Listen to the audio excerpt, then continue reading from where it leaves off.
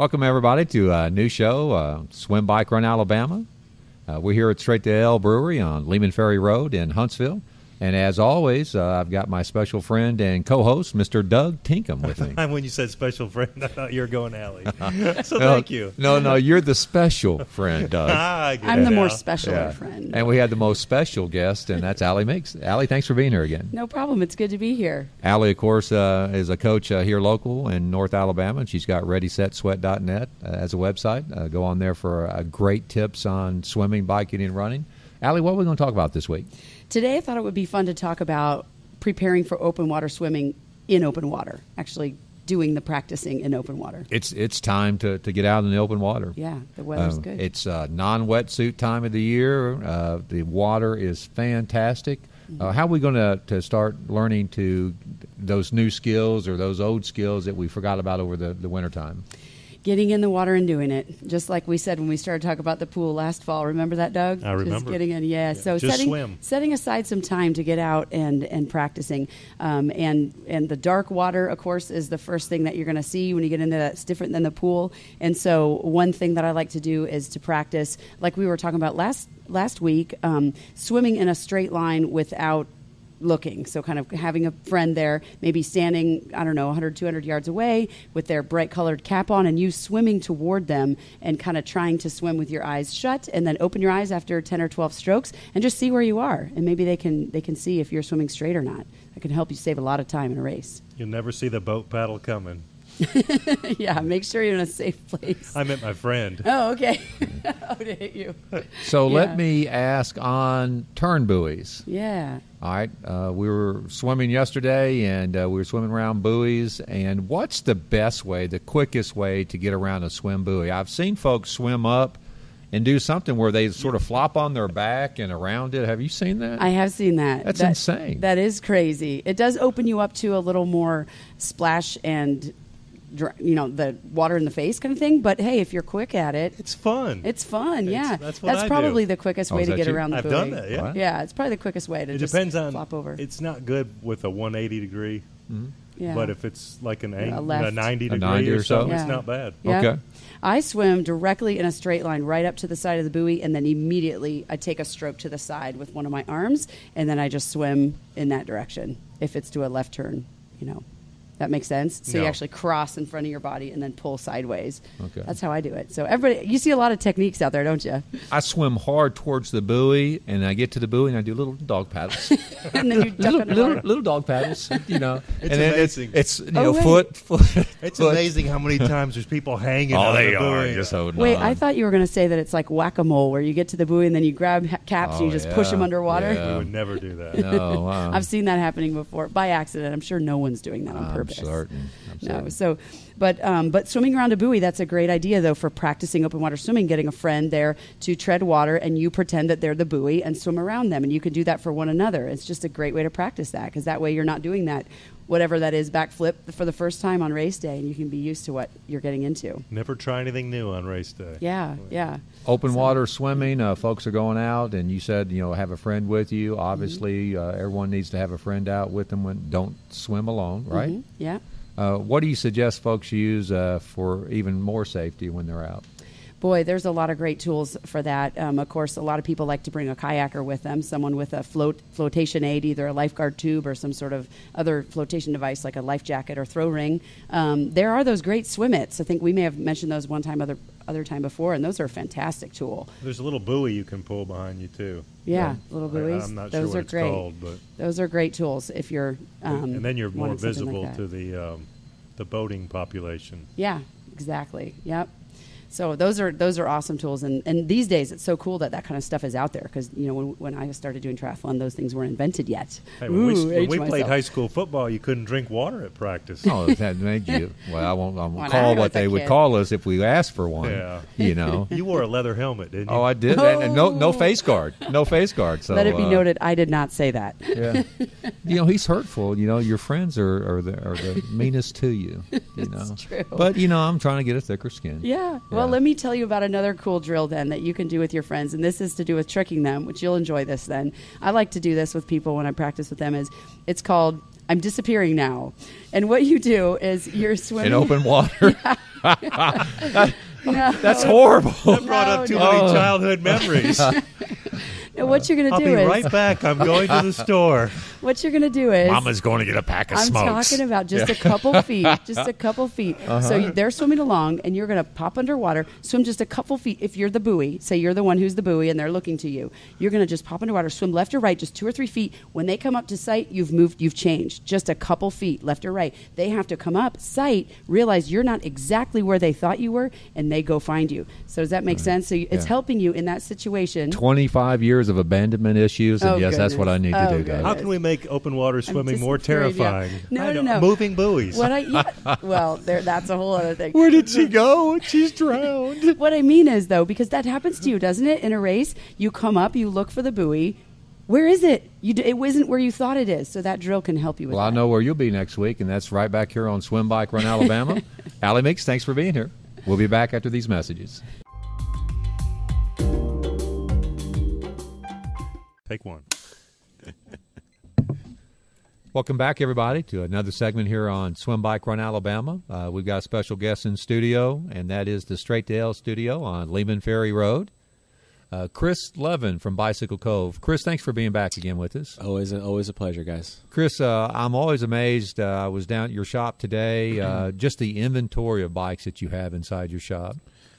Yeah, it's one of the things I wanted to do when I opened the store. I've worked for some great stores in my years in the bike industry, and the downside to some of them is they were always packed away in boxes in the back, and you can't see them. And so one of my goals was to have a lot of bikes, but have them out so you can see them and try them and test ride them. And having a lot of stuff definitely makes our life a lot easier. How many years in the bike industry? I've been in the industry for 16 now. Wow. Yeah, a really long time. Bicycle Cove opened how many years ago? It opened January of 2012, so we're coming up on our 3.5 birthday. All right, so 3.5. It's on 431 South, right over Monsanto. I don't think you get to celebrate a half birthday. Absolutely. Yeah.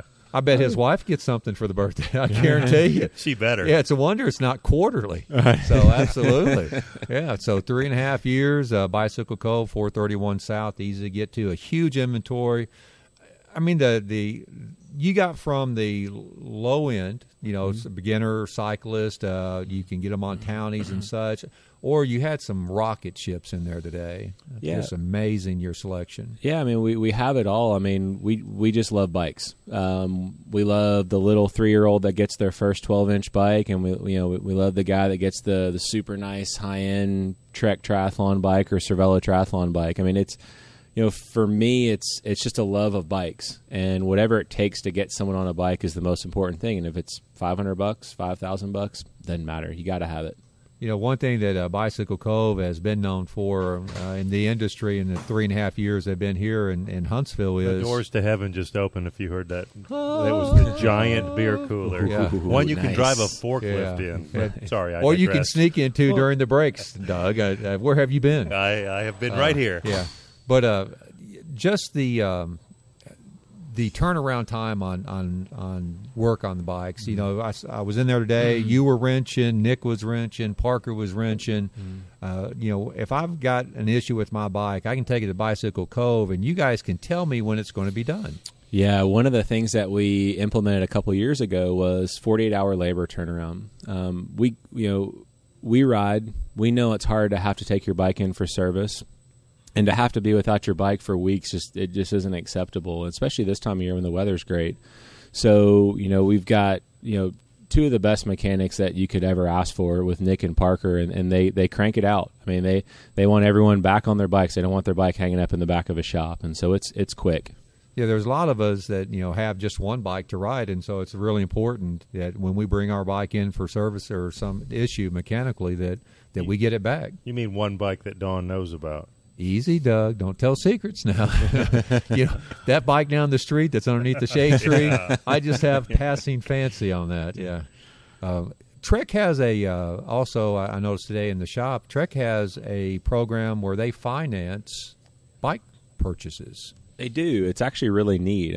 It's something that it basically turns into financing for our store. It doesn't have to be a Trek product, but we always have 6 months financing for purchases between $300 and $1,000. And anything you purchase over $1,000, if you qualify, is 12 months. Doesn't cost you anything. It's almost kind of like free money. Will you send that to a P.O. box? Yeah, absolutely. We secrets, man. There was he's just wanting to shut up, Doug. The witness. You don't want to know. You don't want Doug to know anything about the witness protection program. He 513 Elm Street. Oh, sorry about that, Guido. Great place to shop. If you're looking to get a new bike for the summer, go down to Bicycle Cove, talk to Chris, talk to Jessica. They'll hook you up with the right bike for what you're doing. And Chris, thanks for being here. Oh, it was a lot of fun, guys. Thank you. We'll be back after this. Yeah.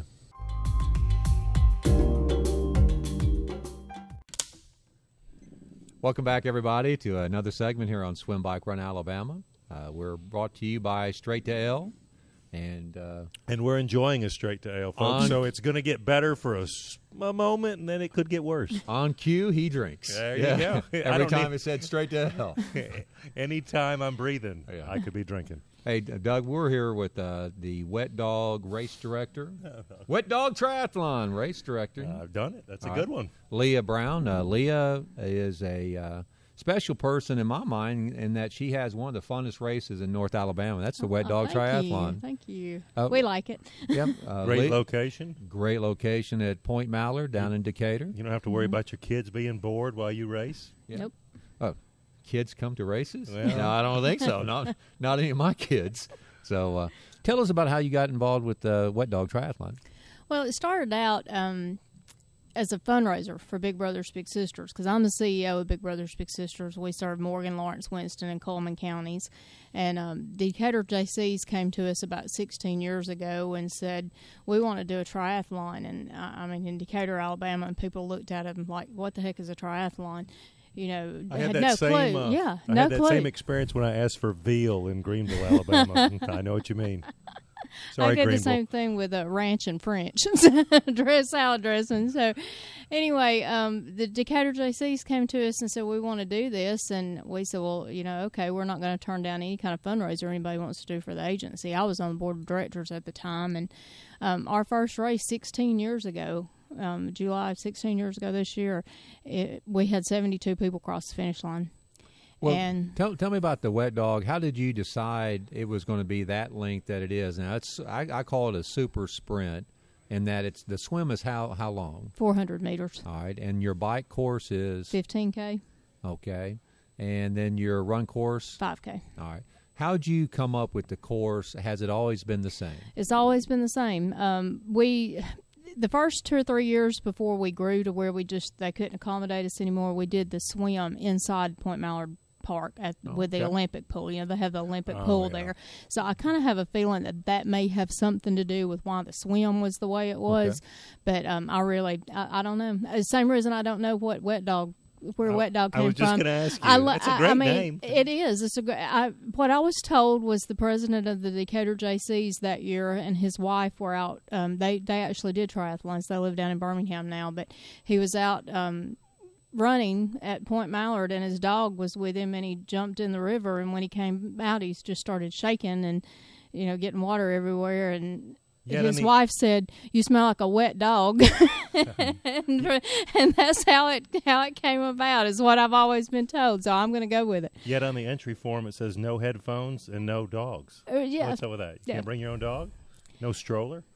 We have people call every single year wanting to know if they can enter their dog in Wet Dog, and I told them, if you can teach your dog how to ride a bicycle, bring him on. I'd love to have him. I'll let him race for free. Now, can they be in the basket? Yeah. Say no. Because somebody's going to show up with a dog. So no animals. That's the point. That's the Point Mallard rule. Yeah. So as those who have done the Wet Dog like I have before, you have an iconic image that you use every year, and that is a dog shaking off the wetness. And every year, who decides what color shirt and all that? Because there's a lot of thought goes into that. Oh, it is so much fun. That is one of the greatest things that we do. We have a school-based program with Big Brothers Big Sisters that we took a T-shirt or design, and it's a great one on the back of my shirt, but it's just a black and white design, and we take it to our kids in our school-based program, and we give them a box of crayons and say, here, color.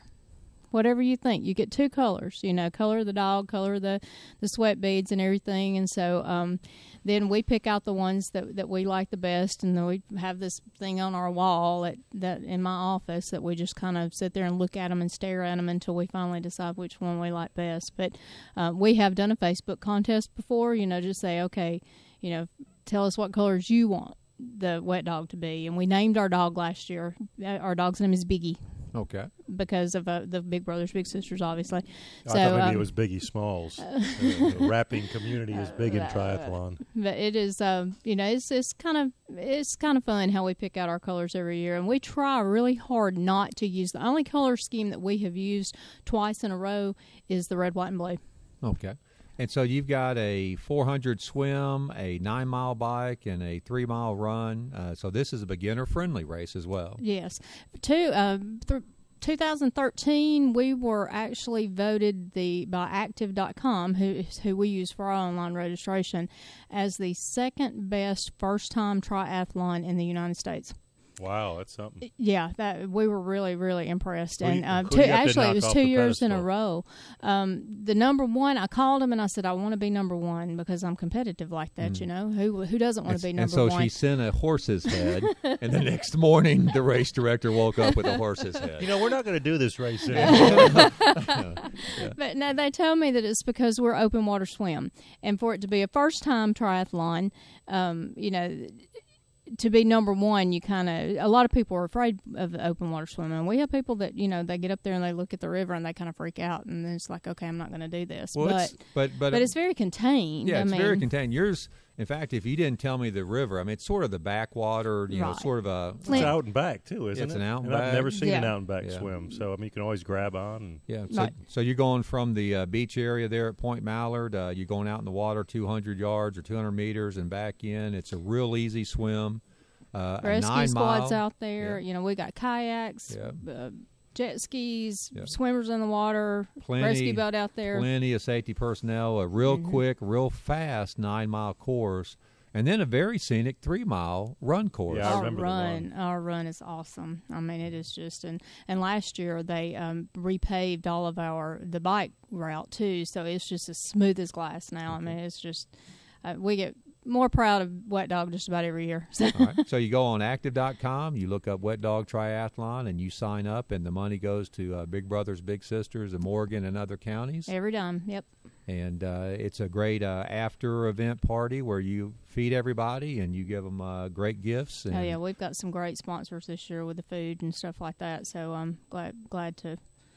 Do you have a website we can go to? We do. It's www.bbbsmcal.org. That's kind of short for Big Brothers, Big Sisters, Morgan County, Alabama. We will post that. Yeah, we'll post that. Okay, yeah, because, y'all post that. The ADHD part of me will not allow me to think I've about it. already forgot it. All right. Thanks, everybody. Thanks, Leah, for being here, and we'll see you right back after these messages.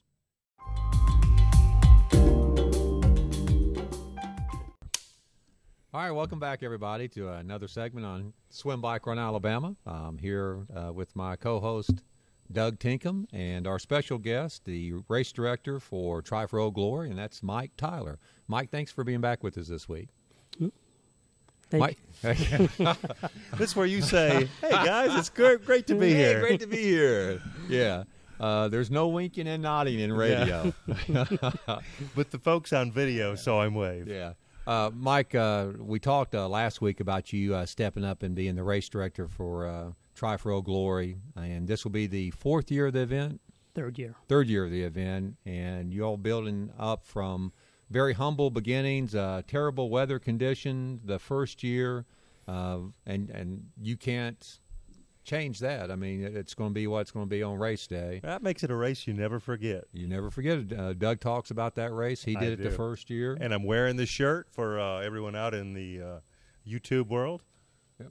Absolutely. So, they're going to have great shirts again this year. It's a Team Rocket Tri event, so that means it's professionally managed by those folks there.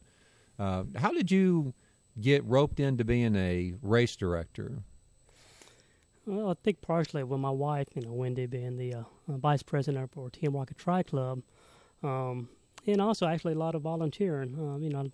Volunteer for a lot of the Team Rocket Tri. They put on outstanding races, and as well as you guys, and try to volunteer around the community and gain some experience. And Mike policed the transition area for us at Lake G because there was a lot of angry fans breaking down the ropes to see their athletes. Yeah, Mike has always stepped up. Anything I've ever been involved with, Mike has always stepped up and been a great volunteer, and now he's taken it to a whole new level and being the race director. Have you ever race directed an event before? No, I have not. Okay, now you come from a mountain bike background. That's correct. How'd you get into mountain biking? Started back in college. I had a friend that was mountain biking, I bought a mountain bike for transportation to get to and from classes. And so we decided to hit some motorcycle trails one day, and ever since then, I've been riding off and on, so it's been great. Monsanto here in Huntsville, obviously a great place to mountain bike. North Alabama, a good place in general to mountain bike.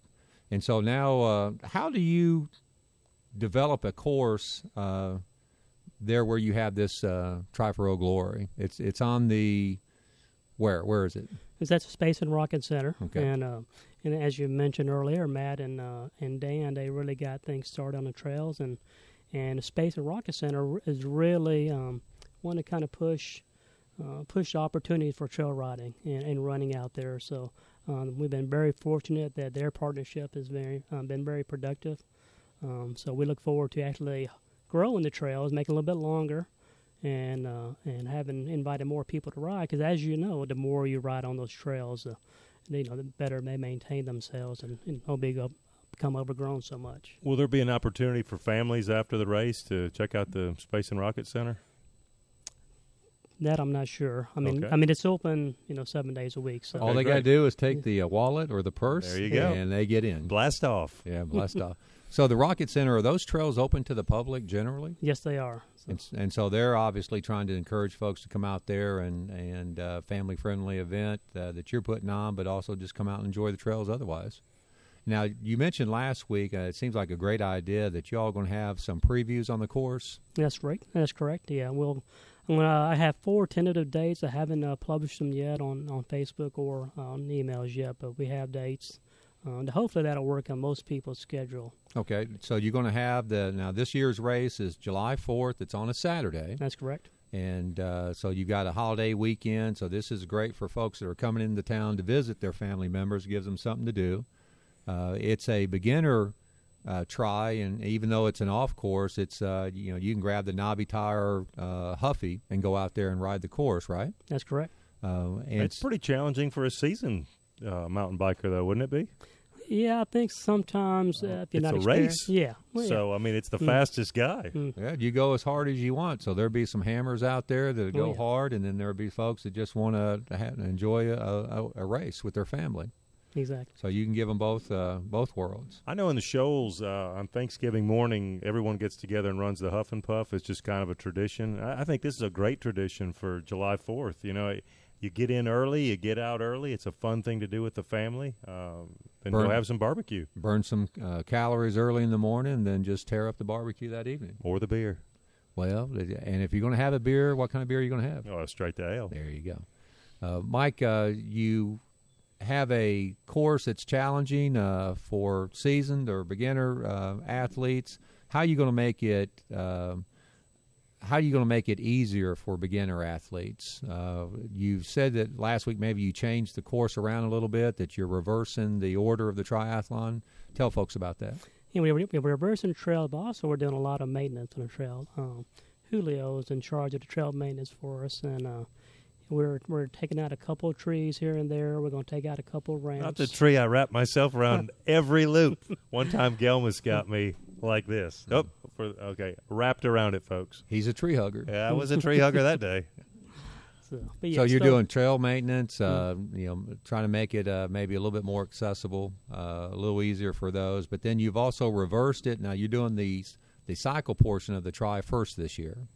The run first. Oh, the run first. And that spreads the crowd out a little bit, stops the runners from crossing the bikes or bikes the runners. And so then you go into the biking portion of it. That's correct.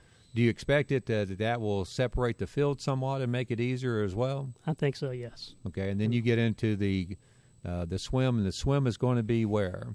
It's going to be in the lake. Well, I call it the lake, but it's chlorinated. Okay. Right there at the Aviation Challenge. All right. Now, do they still have the piranhas inside the? No, there's no piranhas. Okay. All right. That's no a neat piranha. place to swim. Have you been out there? I have not been out there. It's I guess it's the training area, and they've got like a capsule they drop down in there, and it's a pretty cool thing. My daughter did the space camp there, and they use that lake. It's interesting for folks that hadn't been there. Well, I think Mike said last week that it's 4 foot deep.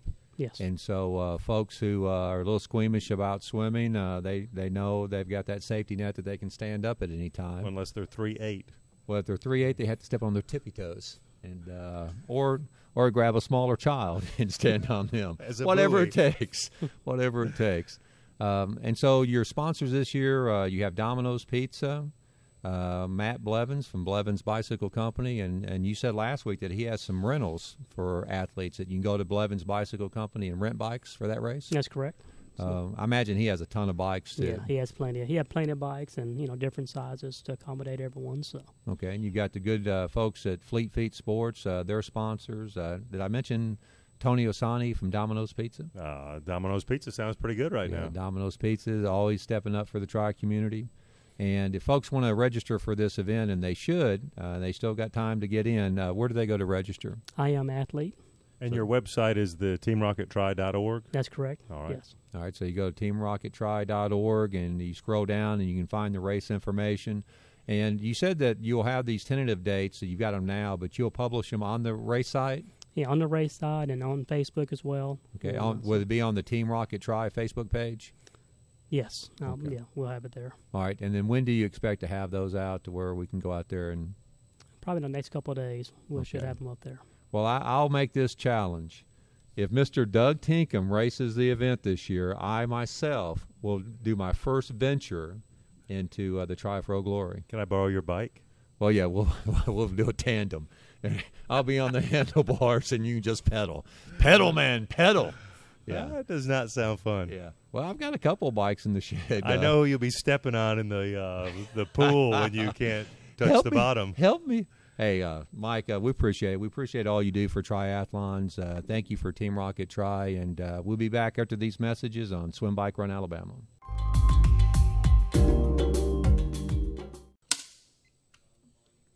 Welcome back, everybody, to another edition of Swim Bike Run Alabama. Our segment today is with Andrew Walker. Andrew Walker, PhysioWorksHSV.com. Andrew, thanks for being here. Hey, it's good to be here again. Last week you talked to us about helping me out, my run gait. You're going to do an analysis on me, and you talked about the paperwork, the 90 minutes to get started. After that, what happens?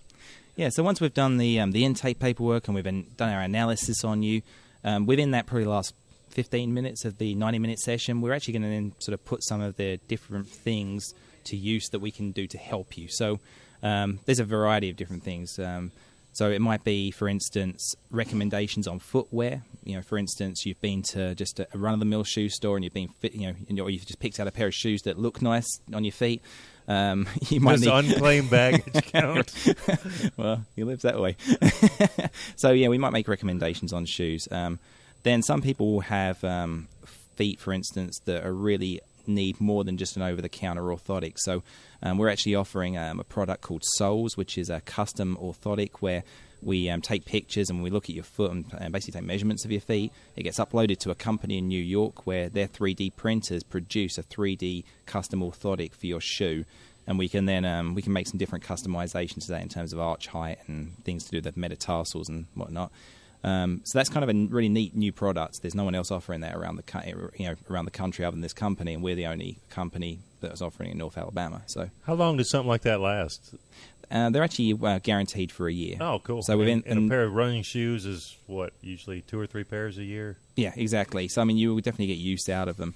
And we actually have a 30-day window where you come in after you've been, after they've been made. That's a big window. Well, we can actually then make custom changes to it. So if you're not happy with the fit, we can make changes. Company sends me out another pair. We throw that other pair, the old pair away, and you've got a pair hopefully that's really tailored to you with no extra cost.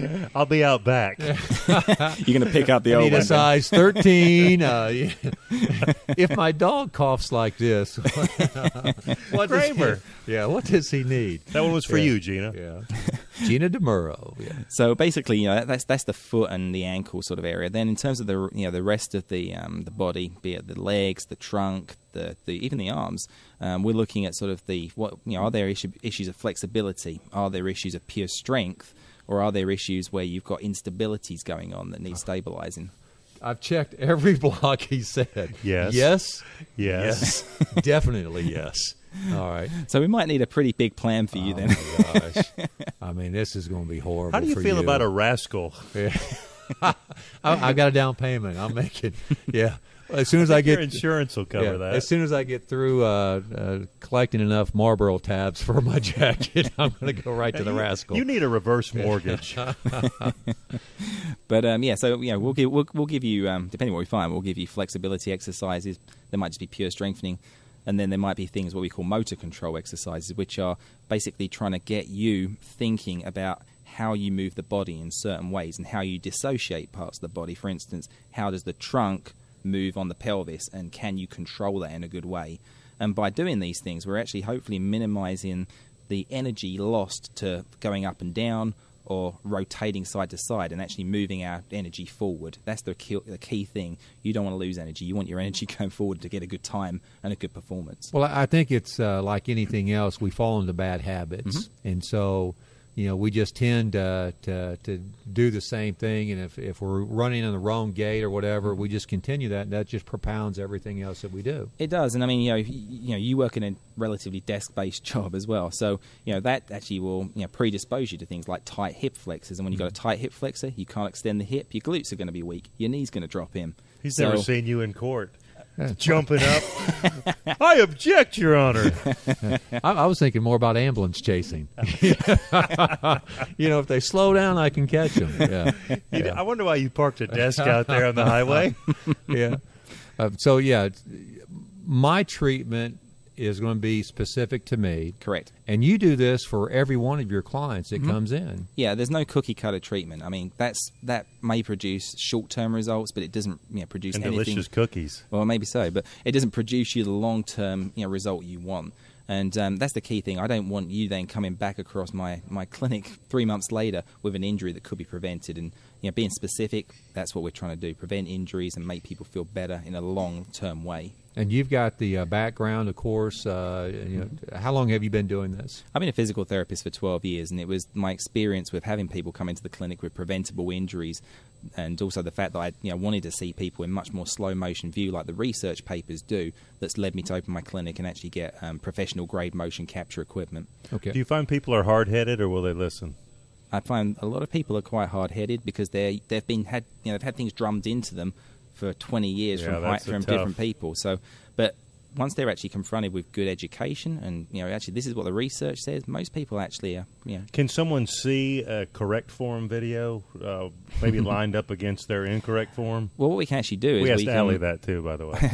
We can actually compare once they've maybe come back after 6 months from the original evaluation. We can overlay their new footage with the old footage and actually see the differences. That's one of the coolest things, to be honest. If you're looking for a physical therapist, if you're looking for someone to help you out in running, you need to go to Andrew Walker at physioworkshsv.com here in Huntsville. We'll be back after these messages.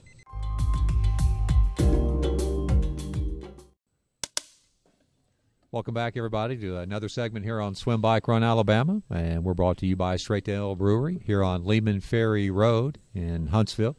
Speaking of Huntsville, this is the We Run Huntsville segment. Thank you to Mr. Gelmas, Miss Karen Gelmas, and Ms. Rachel Gelmas. The intern, who is, she must be off with her friends. Well, she's probably had a very busy weekend because that poor child is drugged to so many events. and they do a great job, of course, with their photography for local events, and we appreciate We Run Huntsville and all they do for running in North Alabama. Well, he's expanding to what? Chattanooga, Birmingham. He'll be everywhere, and We Run the World. He's got a great product, and we look forward to working with him and We Run Huntsville for years to come. I do want to take a few minutes that we have today at the end of the show and talk about Goose Pond Island. There's some developments there. Of course, it's on our website, We Run Huntsville. No, that's Greg's website. That's Greg's. Our website's SwimBikeRunAlabama.com. And our Facebook page under the same name. Under the same. As some of you may know, I was given a lottery entry to Kona, and so I'll be doing Ironman in October. And the date that I'll be in Kona is the date that we've traditionally had for Goose Pond. And so we've actually changed Goose Pond to Sunday, October the 4th. Now, when you talk to WTC, they would not move the event, correct? Well, they would not. I suggested. In fact, I told them that I was an angry preparing letter. I think an angry letter that and they didn't care, Doug. Well, that's a shame. Yeah, it's a dream come true to actually do Kona. I don't qualify in any other way except for I just determined to do a bunch of Ironman events. You go. So they finally let me in. So I've got to take this opportunity. What's that word I'm looking for? I know. Attrition. Oh, Yeah. You just Everyone else is dead that's done 12 Ironman. So yeah, I want to go do Ironman Kona October the 11th this year. I look forward to the trip. We had to move Goose Pond back to October 4th. Some good developments, though, on that is that we've got a partnership now with the Scenic City Multisport. Ken Radley and his group out of Chattanooga, they're coming down to help manage the race. Oh, they did an outstanding job timing at Lake G this year. A lot of good comments. Of course, they have the screens. You get immediate input on your swim, bike, and run segments of the event. Once you finish the event, you go and they immediately have your results that they hand you. A lot of good post-race comments about Ken Radley and Scenic City Multisport. So they've stepped up. He's going to help with transition, and so we're looking for that partnership to do wonders for the race. In addition, on October 4th, we've also expanded our Olympic distance to include the collegiate Olympic distance race. And we look forward to hosting the Southeast Collegiate Triathlon Group. Many colleges will be at Goose Pond Island on that race day, and we look to have a great race day on the Olympic distance. And Doug did the Olympic last year. I did. It was an outstanding event. Now, will there be female Olympiad collegiate athletes? Oh, absolutely. Yeah. No, it's male, female. Male, female. No, it's male and female. I remember watching that on, I think in Tuscaloosa a few years ago, and it was on TV like every Sunday. Yeah. And those are fun events when you get the collegiate athletes out there. Well, and they're just hammer dogs. I mean, they're usually really vocal. They have a great time when they come to an event. We treated them well at Lake Gunnersville, and I think they were real stoked about the awards that we gave out and all the goodies. We want them to feel welcome, and it's going to be a party atmosphere. Straight to L will be at Goose Pond Island. They'll be a sponsor of that event, and I try to put Speaking of party on. atmospheres, this one has turned into one. Yeah, Rick Greif's Rick here. Greif, hold it down out there. With his Try for Life group is here, and we'd like to thank all our sponsors for the Goose Pond Island 70.3. We want to thank the Straight to L group here for allowing us to come in and tape every week, and we'll see you folks next week here on Swim, Bike, Run Alabama. Skyward bound.